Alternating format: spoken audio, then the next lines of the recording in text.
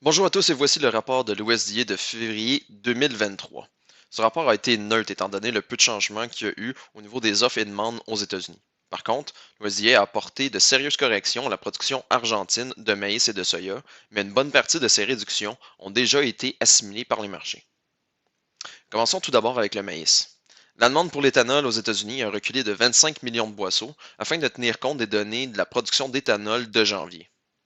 Les stocks ont alors augmenté de la même quantité pour se situer à 1267 millions de boisseaux.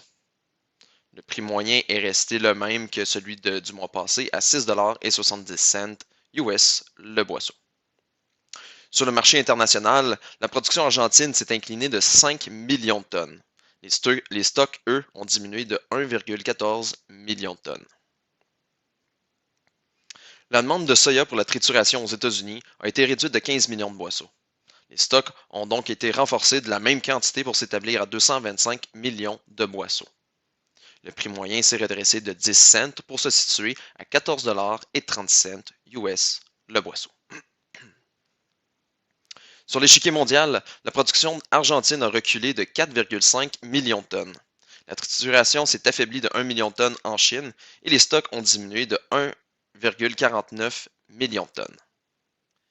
Les stocks de blé aux États-Unis ont augmenté de 1 million de boisseaux seulement pour s'établir à 568 millions de boisseaux.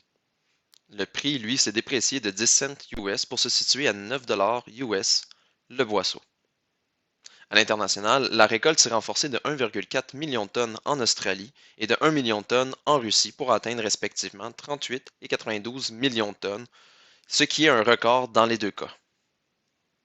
Les exportations se sont accrues de 0,5 million de tonnes en Australie, en Russie, en Ukraine et en Union européenne, tandis qu'elles ont reculé de 1 million de tonnes au Canada. Les stocks se sont élevés de 0,95 millions de tonnes.